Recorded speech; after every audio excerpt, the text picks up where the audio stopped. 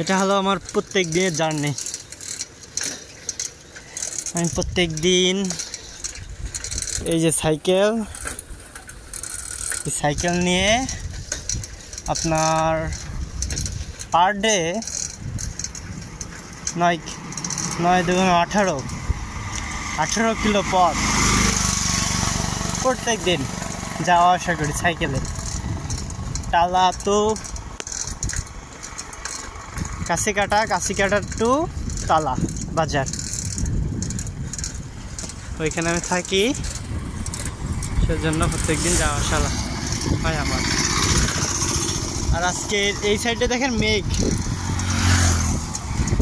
এই সাইডগুলোই মেঘ, এদিকেও মেঘ, সামনেও মেঘ, এইখানে শুধু নীল আকাশটা বোঝা যাচ্ছে আর কি। চারি সাইডে মেঘ, শুধু এখানে শুধু নীল আকাশ।